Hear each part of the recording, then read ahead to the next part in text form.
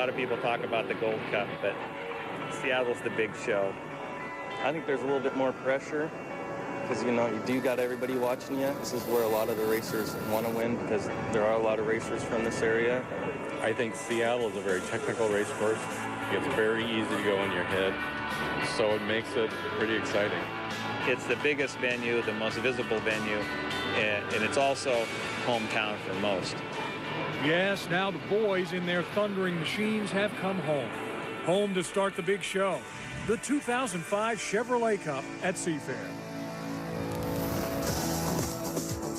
This is the Chevrolet Cup at Seafair Startup Show. The stage is being set for one of the most exciting events of the year. These are the shores of beautiful Lake Washington, and by later this afternoon, some 300,000 spectators plus thousands of pleasure boaters will turn this Seattle icon into the biggest sports venue on the planet. And good morning, everybody, and welcome to the Chevy Cup at Seafair's Startup Show. I'm Steve Rabel, happy to be with you. We've got lots to do here from our control tower up above Stan Sayers Pits along the shores of Lake Washington. From here, we will be describing the action for some 14 hydroplane races today, as well as 6 or 7 air show acts, as the case may be, over the next 7 hours. So we've got lots to do, lots to tell you about, and it will be, as always, just as the boat racers are, this will be a team event. And our team up here is led by our intrepid analyst, expert, all the rest, Chip Hanauer, 11-time Gold Cup champion, just inducted into the International Motorsports Hall of Fame. And Chip, one of the things we always talk about, Seattle, we heard the pilots, the drivers talking earlier. This is, in fact, the big show. It is the big show, and part of the reason it's the big show is because of KIRO. I mean, it's the only race that's televised in its entirety live. It doesn't happen anywhere else. There's no place like winning here in Seattle. You piloted a number of boats in this venue so often. There are a number of themes today. You always drove, or many times drove, from that position of being the favorite. What about some of these other drivers today and the themes that you're thinking about? Well, of course, Dave Villwalk, the most experienced driver with the fastest, best handling boat, is the odds-on favorite. But there's some guys here that can make trouble for Dave. One, especially, Jean Thierret from Quebec, Canada, an amazing driver. Not quite as good a boat, but I think he's a threat. Also, Steve David, a wily old boat, you know, with a wily old driver. He's already won in Evansville, and I think he could surprise people here, too. And, of course, the new kid from right here in Seattle, J. Michael Kelly, a very young phenom, and I think, again, not the best boat, but the kind of driver that can make his career, because if you win here in Seattle, it can make a career. Now, of course, boat races took place yesterday. We will show you all the action from yesterday as well, but this didn't just start now. Boats were out on the course at 8:30 this morning. Why get up? Why go out so early on a Sunday morning? Well, it's a little bit, I'm sure, when you were playing football. You know, mostly it's to get the butterflies, you know, go out there, just catch some passes. You're not going to learn how to catch a football, but you just want to get the ball in your hands. And, of course, all this equipment was apart last night. They had gearboxes, engines, boats even apart. They want to make sure they got it all back together correctly, and it's going to run. Well, they've got the boats back together, and we have our team back together as well from a year ago, and we are set, and we are looking so forward to having you joining us for 7 hours of live coverage here on KIRO 7. When we come back, we'll meet broadcast legend Pat O'Day. He's back for another season with us. Plus, yesterday we completed Heats 1A and 1B, and you'll see both of them and racing in less than 15 minutes. Don't go away. 7 hours of coverage when we come back.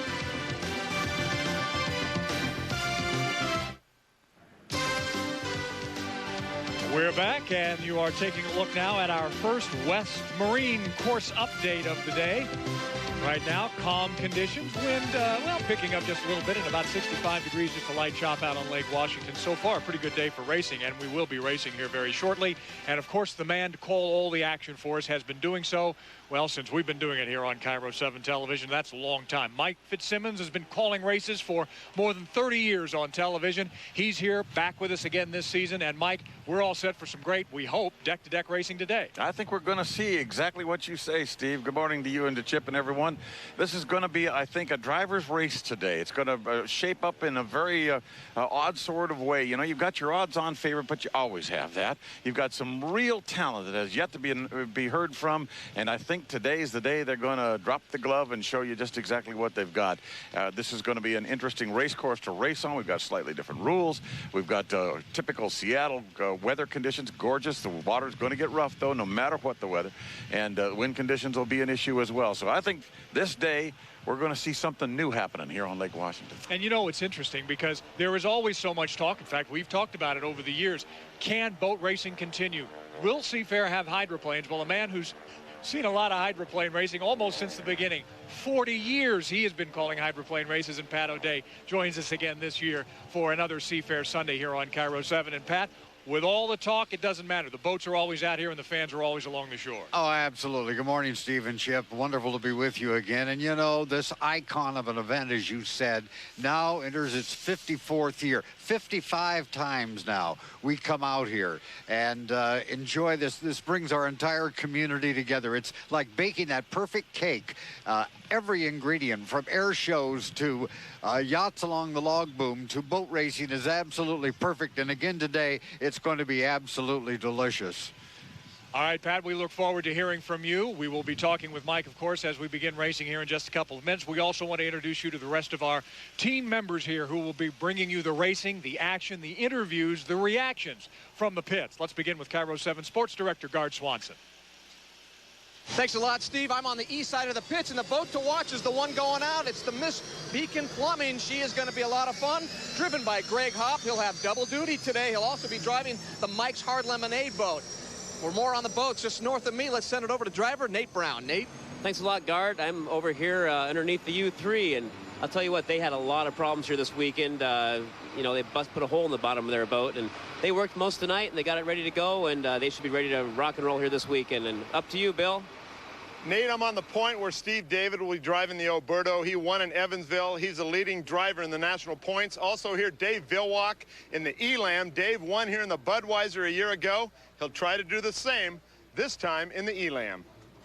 Bill Rocky, thanks very much. That's the action from the water's edge and out on the water. There will also be a great deal of action high overhead. We'll come back, tell you more about the KeyBank Air Show just minutes away from racing here on KIRO 7.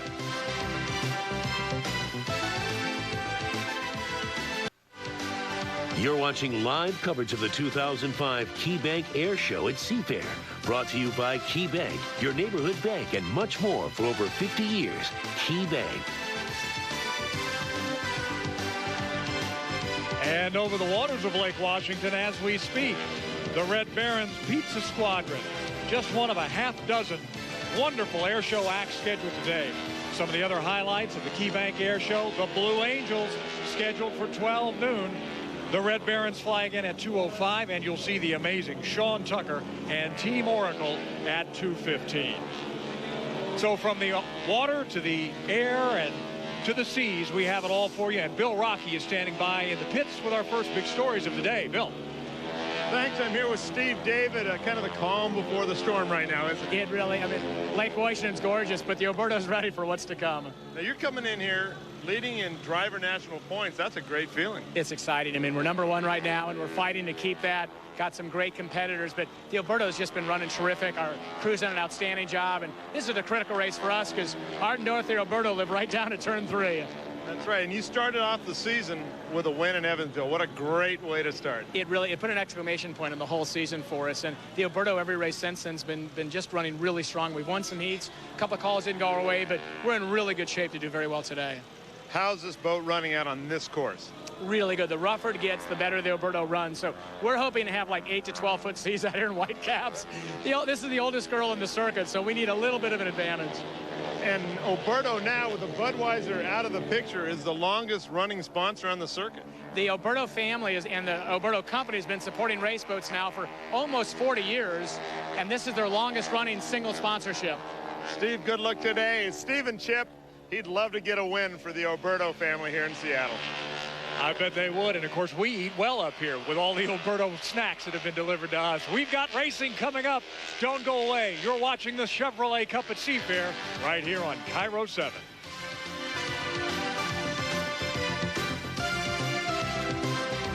Welcome to Seafair 2005. Hi, I'm Chris Alpine here with the Mike's Hard Lemonade fan cam at the Mike's Hard Lemonade Party House. Oh, those aren't mine. We're right above the pit area, and I'm told the Mike's boat is out there someplace. Let's see if we can find him. You know, sometimes I can't believe myself. Look what I did. I had him backwards. You know, I can hear him, but I just can't see him. I'll tell you what I'm going to do. I'm going to go find a better seat. You stay here. I'll be right back. Oh, and remember, make it Mike's. The 2005 Chevrolet Cup at Seafair is brought to you by your Northwest Chevy dealers, Chevrolet, official vehicle of Seafair, and by Southwest Airlines, the official airlines of Seafair. Oh, in just a few moments, these boats, like the Elam, are going to be in the water, and they're going to be racing from Stan Sayers pits here in Lake Washington, to the joy of all of you viewers at home and all of the thousands of fans here along the shores of Lake Washington. Welcome back to the Chevrolet Cup at Seafair. We want to show you our schedule for the day. We've got lots of racing planned for you. In just a couple of minutes, we're going to show you heats 1A and 1B, which were run yesterday. Then at 11 o'clock, we'll launch into heats 2A and 2B. That's live. We'll take a break for the Blue Angels. Then after 1 p.m., we'll be back to racing. Heats 3A and 3B will start at about 1:30 or so. Also have the provisional heats for both the Unlimited Lights and the big boats starting at 2:20. The Lights final scheduled for 4:20. The Chevrolet Cup then set to run at 4:40. And, of course, things can happen, and often have, here along Lake Washington. So a very, very busy day of boat racing. We come back, we talk to our expert, Chip Hanauer. And, Chip, we'll see all these boats, all these drivers, some favorites, some long shots. What is it out there? Who wins? Is it the boat? Is it the driver? What is it? Well, I get asked that question all the time. Is it the boat or the driver? We've got a little segment here to help you figure that out, because you can judge a driver's performance beyond where the boats finish. The first thing the driver has to do is to get to the start line on time. That's the most important thing. That boat's got to get to the start line right when that clock closes to 0. But he also has to get there with some boat speed. If he doesn't have enough boat speed, if he gets there on time, it doesn't do him any good. Was he at the best possible lane for him to win? Usually that's in the inside, but not necessarily all the time. Of course, that ultra critical first corner, he's got to get through there quickly, but not get fouled by another rooster tail. Did he keep the boat under control for the entire race, or did he get it out of shape and have to slow down? Did he make it difficult for people to get past him, meaning did he push them out when they tried to go around? And did he get any needless penalties? You know, also, did he improve his position after the start? You don't want a driver that starts third and finishes third all the time. And then, of course, he gained needless penalties. And I say needless because sometimes if you got a boat that's not as good, you got to push the limit. And if you get a penalty, so be it. Did he drive with the appropriate amount of aggressiveness, or was he driving recklessly for no appropriate reason? And, of course, the biggest thing that I worried was, did you hit the dock when you got back? And believe me, I had some great races only to come back to hit the dock. The bottom line is, did the driver take a boat and take it to a position better than it should have finished by the boat's performance? Meaning, did he take a third-place boat and win with it, or a third-place boat and finish second? Or did he have a first-place boat and not get there first? So you can judge the driver beyond the boat. In some cases, you have a championship driver and a championship boat, and that's when you win titles. We'll be back, and go racing. Stand by from Stan Sayers pits.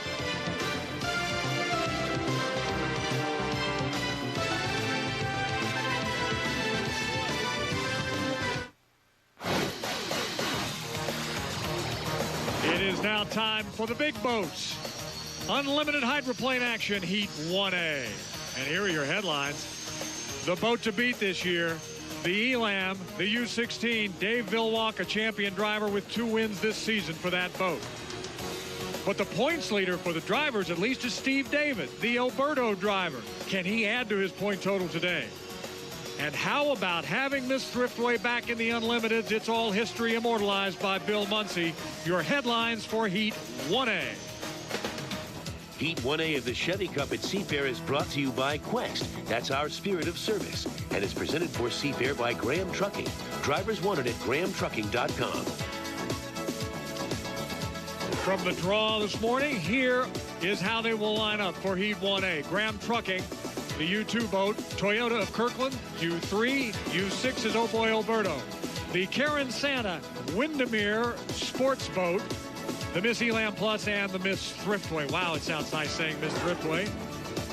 As the water appears to have calmed down just a little bit, a lovely day for racing as we're approaching the 3.5-minute mark to the first unlimited hydroplane heat of this Seafair regatta. And let's talk about the drivers and the boats. And J. Michael Kelly is in the U2 Graham Trucking.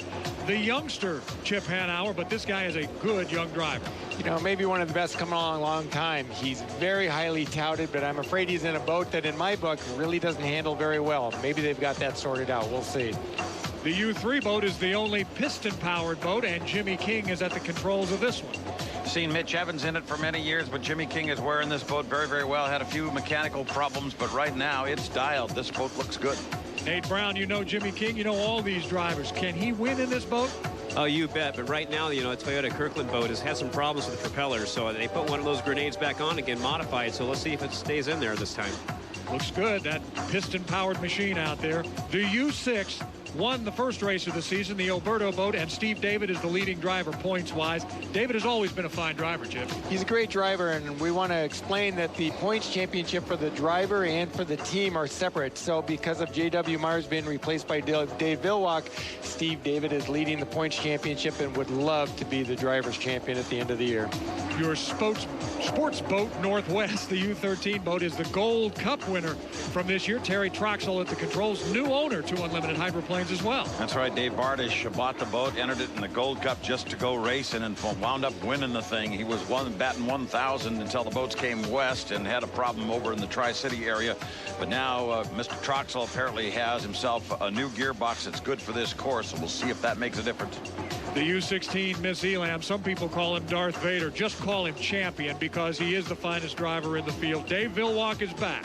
Yes, and that is the boat to beat. It's got the performance, it's got the stability, and it's got the driver. J.W. Myers was taken out of the cockpit 2 races ago. Dave Villwock is in. Nobody's got more experience here than Dave. Bill Waraki is in the pits. You've covered Villwock over all these years. He's ready to ride, isn't he, Bill? That's right, Steve, but he's still learning about this boat, and the crew worked all week to work on the boat because of that accident they had back in Detroit. They're still recovering from that, but Eric Elstrom says it's running really good right now. One thing about the Alberto, Steve David wanted to use one prop that was going to be their secret prop for Seattle. It didn't run too well this morning, so they're out there with another prop, and their secret prop's not going to be the one they go with. And here is part of the great tradition, again immortalized by Bill Muncy, the Miss Thriftway. Only Steve Hook at the controls this time. And the last time that we saw a Thriftway in competition on Lake Washington, it came home on the end of a rope, and right now the Thriftway is dead in the water in the infield of the north turn, and it may be coming home on the end of a rope again. In fact, the Thriftway didn't qualify to begin with, was allowed in.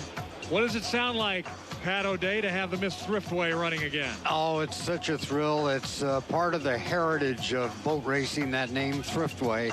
And I hope they can get it up and get it on a plane. Jerry Rise and Steve Lamson put a great idea together to put a Thriftway back on the water this weekend, and we hope we can get it running. But it's almost race time. It is, and with the call again, Mike Fitzsimmons. And unfortunately, the Thriftway is out of business. Selecting the lanes, it looks like it's going to be Jimmy King on the inside with the U3, the Toyota Kirkland, and outside of him, Steve David and the old boy Alberto, the Elam in lane number 3, and the Northwest boat on lane 4. And on the outside, it's going to be the Graham Trucking. They come to the line, and there is a legal start there. It looks like everybody was on time, and it looks like from the 3rd lane now, the Elam is beginning to show some superior acceleration. They come to you, Chip. Yeah, you know, Dave was late at the start. Again, he's been late in Tri-Cities. Now he's here, but look, hey, before he gets to the first corner, he's right up there with them. So that's the kind of performance the Elam can offer. And the piston boat, for the moment, has the lead, but it's a precarious lead as the old boy Alberto and the Elam are working him over up the back chute on lap number 1 here on Heat 1A. This is a phenomenal first heat. The 3 are side by side. They're deck to deck with the Villwock on the outside and Jimmy King on the inside, and the Alberto somewhere in the middle there. You know, you got to remember that boat on the outside is going a lot further distance, and you can see that the boat on the inside, the piston boat, by just going that shorter distance, is being able to stay with Dave Villwock in that awesome Elam boat. At the start-finish line and a lap number 1, it's the Elam by a nose, followed by the Toyota and the Alberto as they go down into that lower quarter. Again, still anybody's boat race, although right now Dave has some command going. You know, but he takes some bad hits. That's going to hurt. That's going to hurt. You can see that knocked him back 3 or 4 boat lengths, and that gives that piston-powered boat another shot at it. Dave Villwock wanted to be outside. There's no reason to be inside. He knows he's got the boat that can beat everybody from the outside. There's a lot more risk by going inside, so that's why he's out there. But great race right now. Obviously, you're seeing some pretty wild running down to the back chute, and that Elam is getting a little loose. The heavier boat of the two boats, of course, is the Toyota on the inside, the red boat with that big Allison turbocharged engine. And oh, good quarter by Jimmy King as he comes off the turn. And you see the distance now less than half a rooster tail as they come down to the start-finish line. And the Elam lost some ground here, and Dave got a little rattled there in that turn. You know. Oh, but as he turned it on now, look at him come, Chip. Yeah, it's, you know, it's amazing to me. I don't think Dave is playing around here. He's running that boat as hard as he can, and he had to do this in Tri-Cities. He started way outside, and it took him all 5 laps to the final to get even. But look at the piston boat going that shorter distance and staying right there with him. Jimmy King is definitely game to keep the pressure on the Elam. The Elam on the outside getting a little bit flighty as it did on that back stretch before. We're in the white flag lap, which means we're coming toward the checker. It looks like Jimmy King's going to try to keep the throttle down and try, if at all possible, to push Dave just a little bit, but he hasn't got enough real estate to get it done. And right now, it's the Elam coming off the corner wide. Lots of speed and staying clean. It looks like we're going to get a checkered flag out for the Elam folks from Ballard, and looks like Dave Vilwach's got himself a victory here in Heat 1A. That boat took some big hops in the corners. That boat isn't handling as good as I've seen it handled in the past, Mike. You got in some of those holes. It looked like it hit really hard on the front of the sponson.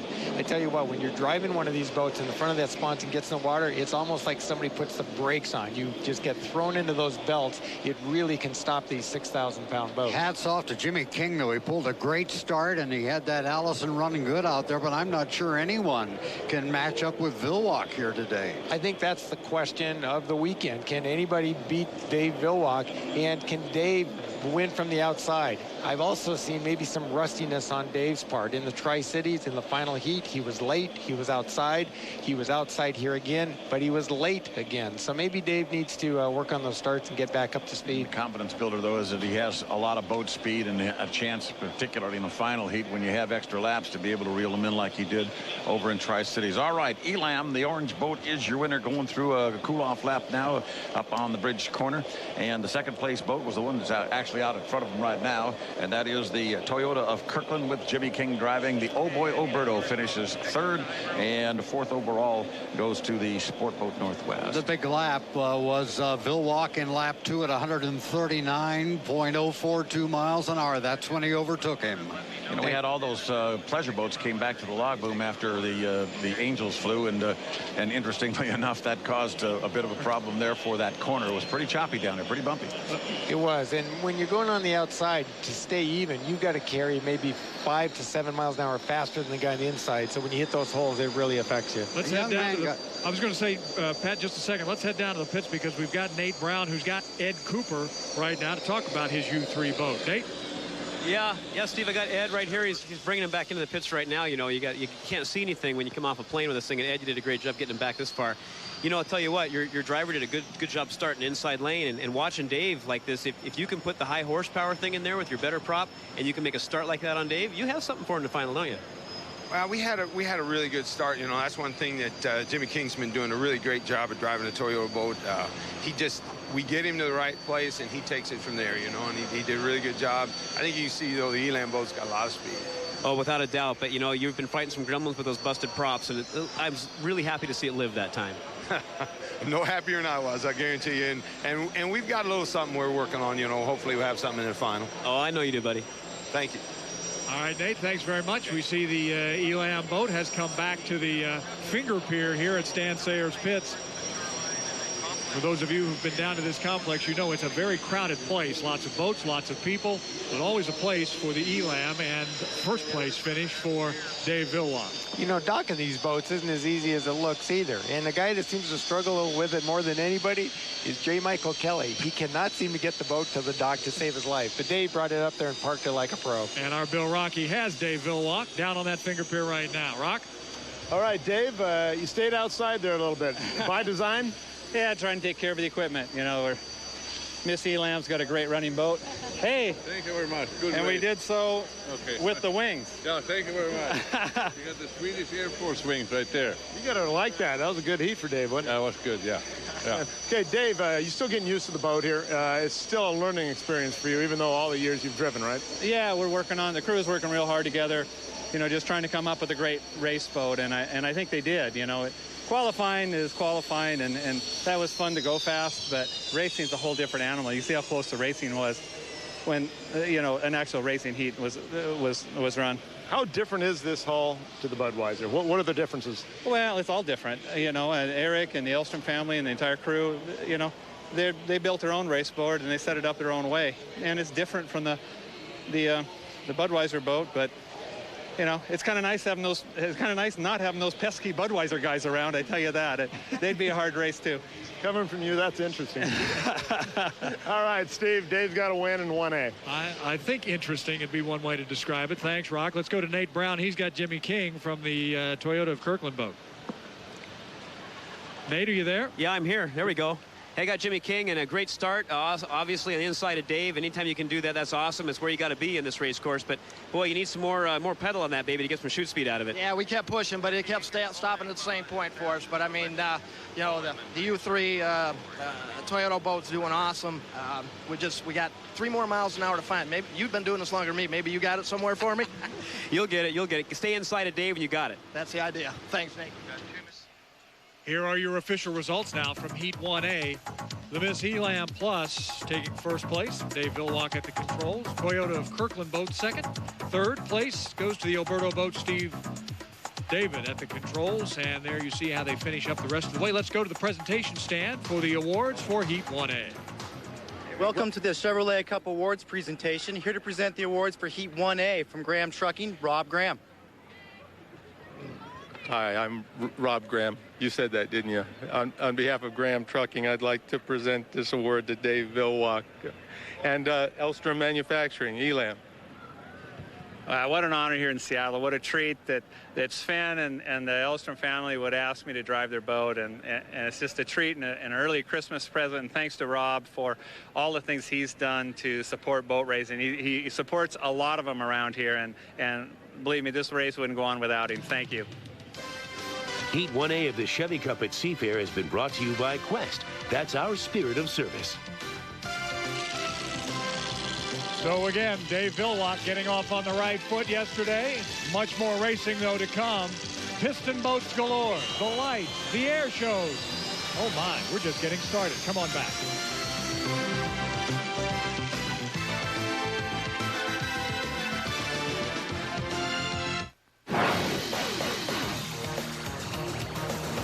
It's time now for Unlimited Hydroplane Heat 1B, and here are your headlines, if you will. The rookie sensation this year in the Lumar boat, Jean Thierret, and we'll talk more about him throughout the course of the day. How about the U5? What's the winning formula? Well, Mike Weber is one, consistency the other. And a dual threat, the U100, Beacon Plumbing, Fred Leland's most competitive boat. Just part of what is Heat 1B.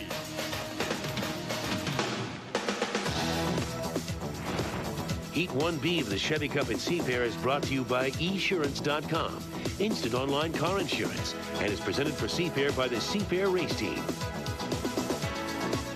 Here's your draw for 1B, the formulaboats.com, Lumar Window Film, Silver Dollar Casinos, Miss Rock, Todd Haas Lake Ridge Paving is the U99 boat, and then the U100, the Miss Beacon Plumbing.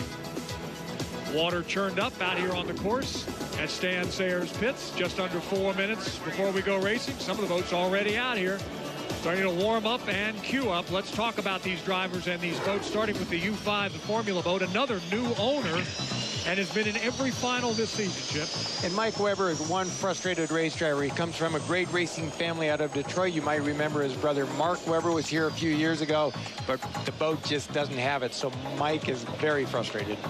The U8, the Lumar boat, barely jumped the gun in Tri-Cities or might have won. Everybody, Mike, is talking about Jean Thierret. This is a guy who has some fabulous moves for a young driver. This is a fellow who has an incredibly cerebral race plan in his head. I like the looks of this boat. This driver, his boat may be a little bit behind the driver curve, but this is a fellow to watch. A lot of confidence in that pits down there today, Bill Rocky. That's right, and Jean Thierret, this is his first heat ever on Lake Washington, and he's heard a lot about the backstretch out there and all the rough water. He's going to get a taste of it right now. I think it'll be a bit of an education. The U25 boat, the Miss Rock, 14 years, still looking for his first career win, is Dr. Ken Muscatel. Chip? The kindly doctor. He's one-stop shopping. You need psychotherapy or a boat being driven fast, he's your man. I'm not saying Nate Brown ever needed psychotherapy in the pits, but Nate Brown is down there, and he's talked for many years to Ken Muscatel. Oh, I tell you, he's a great guy. And you know, the KSW Miss Rock, that's the boat I drove first out here. You know, that same sponsor, so it's really great to see Ken out there. you know, he keeps after it. You know, what do you say? He keeps going for this thing. He's loving the sport. He puts a lot of his own personal finances and heart and energy into it. And I look for him seeing great things here this race, because that boat can run when it wants to. And also, hey, staring at a hole in the bottom of the U3, guys. A big hole in the bottom of the boat. All right, we'll check on that. Thanks, Nate. The U-99, the Lake Ridge boat. This boat, Michael, blew over in Tri-Cities. Jerry Hale out, Jeff Bernard in. Actually, this is a replacement boat for the one that did, and Jeff Bernard is a rookie. He has not even completed his total of 15 laps. They've given him a waiver, but he'll have to start behind the other boats. And another driver out here in the Unlimiteds looking for his first career win is Greg Hopp, and he's got a Fred Leland boat, the Miss Beacon Plumbing. Greg Hopp has been a sensation for some time. He really had his first big break, but right now he's got a break in the engine, and unfortunately with the canopy up, that means he probably doesn't believe he can restart. Bad sign. Yeah, he's already unstrapping, so we'll keep an eye on that boat, see exactly where he stopped at. He's right down the well. He's just outside now, this south turn here on Lake Washington, as we are approaching 1 minute to go. So Mike Fitzsimmons, they are queuing up, getting set for more unlimited boat racing. They are indeed. It looks like that Greg Hopp is outside the racing track pretty much, unless somebody goes very, very, very, very wide through that lower corner. But all the drivers have been told by the radio operators about the existence of the Beacon Plumbing down there. Will not be able to make a start, so this will be a 4-boat affair. And they are beginning to do their bracket creeping up the back stretch down. Looks like Ken Muscatel is going to want the inside lane. And a lot of folks watch this part, Chip. They wonder, what are these guys doing? They're practically not even moving. Well, there's a problem. You want the inside lane. It's the shortest way around. But to get the inside lane, you got to get there early. And that means you may get to the start line early and slow. So it's a hard game. But I think Ken Muscatel is in a good position to win this heat, which you don't get to see very often. Theoret also up there with him as they go into that upper corner. First Canadian driver to race on Lake Washington since 1959, when Bob Hayward had the Super Test 3 out here. Up the corner now comes Mr. Muscatel, Dr. Muscatel on the inside as the time ticks down. Let's see if they're going to be early. Looks like they're going to be pretty well on time if they throttle back just a touch. Now I guess they can put the hammer down, and as they do, Jean Theoret comes across the line out front with Ken Muscatel trailing. A bit late. You know, these guys are using these elimination heats to get better at their starts, and they need to work on it, because right now it looks like they're about 1 second to 2 seconds late on every start. And actually this serves Jean Theoret to some degree, because he has never raced on this course before, and getting, if you will, an easier beginning of his career on Lake Washington gives him a chance to size things up a little bit more than pressure would have allowed. Well, Jean Theoret has pulled out in front of Ken Muscatel, but I think everybody agrees Muscatel is driving the greatest he's ever driven so far this year. You know, and the thing that's unusual about here in a place for John Theoret to get used to is all those boats out on the log boom. They create a ton of wake. So John needs to understand that the chop here is not created by wind, and it's not created necessarily by, you know, like a river where it flows over in irregular topography, but wakes, and it's a hard place to get rhythm. And he's taking it kind of easy, realizing that he's out front 134-mile-an-hour lap that time, and not exactly blistering speed, but it's not necessary. Both of those guys are looking for points at this point. But we do have a pretty good race, though, for third and fourth. Right. Now, these guys, one of them had to start late because he was a rookie. The other one just got a really bad start. Mike Weber here on the inside, he was just very late. No excuse for that. But the outside boat here, he's a rookie and had to start late. And this is a guy who has very little experience in the unlimited boats. He's a pretty good limited hydroplane chauffeur, however, and they've got a dandy little battle going on up the backstretch right now. As you can see, the boat that's on your right on your screen is on the inside, and that is the formulaboats.com, Mike Weber.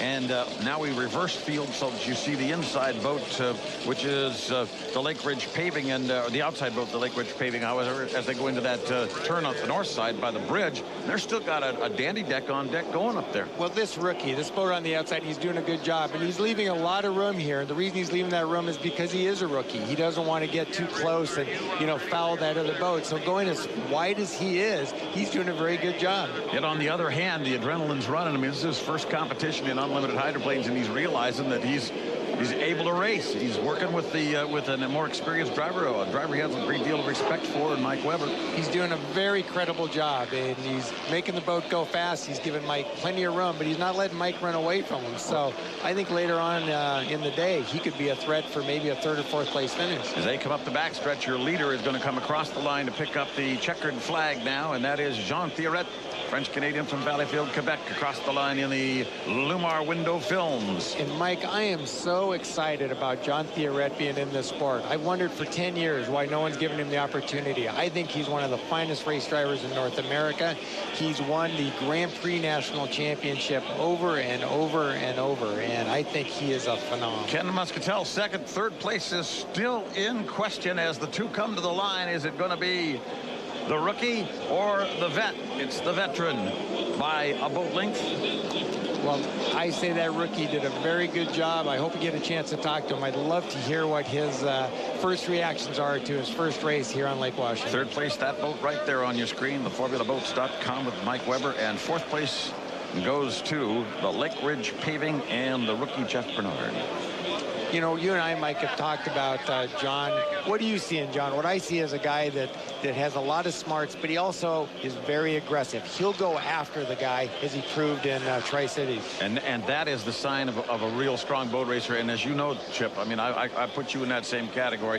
When you see the new guys who aren't afraid to try to muscle with whatever they've got, realizing they may give up a little horsepower, a little bit of boat speed, whatever the case may be, but still willing to muscle from the minute they leave the dock, that's a sign of a boat racer who's going to win some races. He's one of the few guys that, what I like to say, can carry a boat. By carry a boat, what I mean by that is he can take a boat that's maybe a 3rd or 2nd place boat, but he can put it on his shoulders and he can carry it to victory by just being smart and being aggressive. Those kinds of drivers make a 2nd or 3rd place boat a winner often, and you've been able to do that. Muncie was able to do that. A lot of good drivers have been able to, and this, I think, is one of the best up-and-comers I've seen in a long, long time. And I think you'll see in the interview with John, he's a great representative of the sport, and I think it's wonderful that he's Canadian.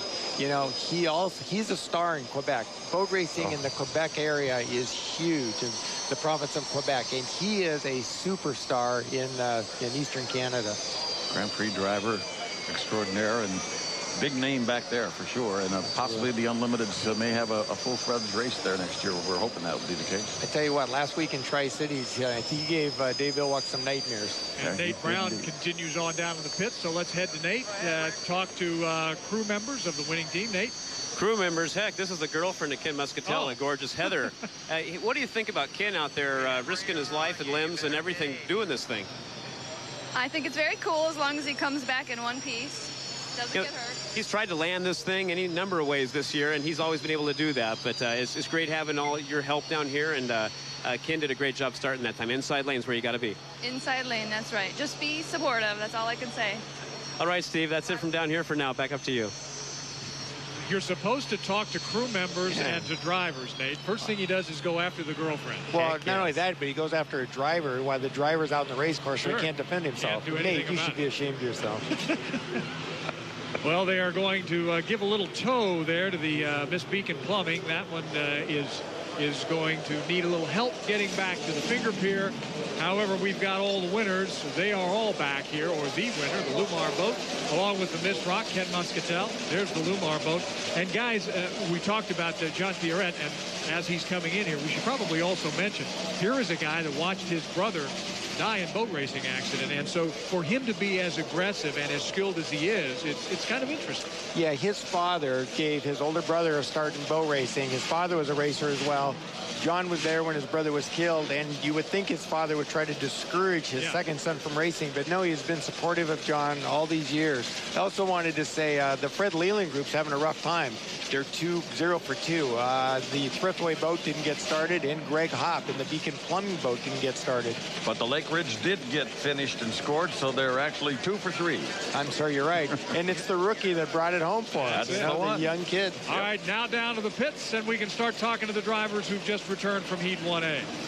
Or 1B, that is. Bill Rocky, go ahead. All right, with Jean Thierret, and your first race out on Lake Washington, how was it? It was pretty good. We won the race, and we're real pleased for the Lumar team. And but the water out there gets really snotty. It's, we get about 5-4 boats out there, and it gets really bad.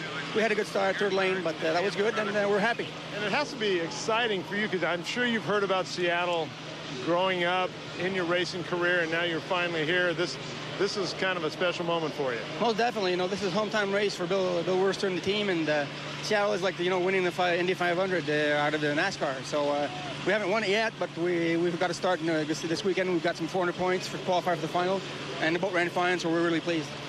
What's it going to take to win this race, John? What's it going to take for the Lumar to come out on top? Well, for sure an inside lane and a really, really good start, because Dave Villewalk is really fast. We saw it the heat before, and but we will make some change. We'll tweak it up during the weekend, and hopefully we'll be even faster. All right, congratulations, good win. John's got a win in his first race here on Lake Washington. It's in the books, the official results from Heat 1B, and here they are. The Lumar window film, Jean Theoret at the controls with the first place finish. Miss Rock, Ken Muscatel driving like crazy for that second place finish. The Formula Boats and Mike Weber finishing third. Let's go to the awards stand for the ceremony, the presentation for Heat 1B. Welcome to the Chevrolet Cup at Seafair Awards presentation. Here to present the award for Heat 1B from Seafair, Jim Fry. Hi, I'm Jim Fry. I'm race chairman, and on behalf of the 2,000 volunteers that it takes to put this race on, I would like to present to Jean Theoret, the winner of Heat 1B. John? Thank you very much, Mr. Fry. Want to speak a bit? We're real pleased to be here. I want to thank you, Mr. Fry, and this, Chevrolet Cup Seafair, and it's a real nice way to start the weekend. Thank you very much. Thank you, Jean. Have a good weekend. Thank you. Well, that was all yesterday. Heats 1A and 1B for the unlimited hydroplanes. There is the Lumar boat that Jean Theoret won in 24 hours, less than 24 hours ago. That boat will be back in the water shortly because we have live racing action coming up. Heats 2A, 2B, 3A, 3B. We've got lights provisional, and then, of course, we have all the finals coming up today. We also have our intrepid pit reporters led by Nate Brown, former driver, who is talking to, well, what would you expect? He's talking to drivers. Nate? Hey, Steve. Hey, Seafair is a family event. There's no doubt about it. And hydroplane sport here is also a family event. We've got Mike Weber right here. He's driving the U5, the Formula Boats. He's the brother of Mark Weber, who's helping out the driver, Jeff Bernard, over there. Jeff Bernard is the daughter of Sue Troxel, who is married to Terry Troxel, okay? And he's driving the sport boat Northwest. Terry's daughter, Tiffany, right here, is married to my nephew, Kip, who is also an accomplished inboard racer, and he'll be in one of these things pretty soon, too. So, hey, this is a family deal, guys, and I'm going to stop right there. Back up to you, Steve. I don't think I could keep track of any more names than that. Nate, thanks for the genealogy there. We appreciate it. A lot of great drivers and a lot of great family. All right, to Gard Swanson now in the pits. This is also a sport of tradition, and we have maybe one of the greatest names traditionally in this sport of hydroplane racing, Gard. Yeah, we're talking about the Miss Thriftway, the boat right behind me. Let's get a shot of this. The Miss Thriftway, they've been working on it all morning. They had it in the water. They say she is going to go. Earlier today, actually on Friday, this boat was christened by Ed Muncie Jr. That happened on Friday. Of course, he is the son of Bill Muncie, the great driver, the Hall of Fame driver. This new boat has the look of the 1959 Miss Thriftway. She says she's going to be rocking and rolling on the water. It was 50 years ago that this race, actually it was 50 years ago, this race was the first race the Miss Thriftway competed in. So a lot of history down here, Steve. I hope that all made sense for you. Should be a lot of fun. I'll be next to the Thriftway. I got 4 boats down here. It should be pretty cool. All right, Gard, thanks very much. And to Bill Rocky, the third member of our pit team, who is with the Elam group and talking to the elder statesman of that team. Bill? That's right, Steve. It's a family affair down here, too. Sven Alstrom, you must be feeling pretty good the way this is going this year. Tremendously good. We had a first win in Indiana, Evansville. The second one was in Madison, was coming second. And in Detroit, we come in second. Then we went to Tri-Cities, and we're coming first again, okay? So we are hoping for the best this day, and I think everything will be fine. The organization is fine. The weather is beautiful, the boats are doing fine, and hope everything will be done without accidents. And the only thing I'd like to say, Mr. Bernard Little, thank you very much. I hope you can hear me upstairs, but due respect to you, I salute you and for the things you've done for the sport. And one thing I want to tell you about Sven, want to make sure you guys know, Bad Albert's Tap and Grill here. He eats there 3 or 4 times a week. He has lunch there. Kind of a Mayberry RFD type thing. Ballard's a tight community, and And Sven loves eating there, and he wanted me to mention that that's where he likes to go down in Ballard, and it's a hot place. Matter of fact, last night on the way home, I stopped there and I said, I'd like something special for dinner today. She said, what do you want, Sven? I said, I told her what I wanted. In another 5 minutes, I got what I wanted, okay? And I had a good dinner, okay? All right, that's good old-time service, Steve. Yeah. Well, it is, and if Sven wins today, he's buying for everybody. We're all going with Sven to lunch. Nice words as well about the late, great Bernie Little, the man who kept this sport afloat, if you will. All right, coming up, live coverage. The Unlimiteds are heading back out to the water. Heats 2A and 2B in just a few moments. Heat 1B of the Chevy Cup at Seafair has been brought to you by esurance.com. Instant online car insurance.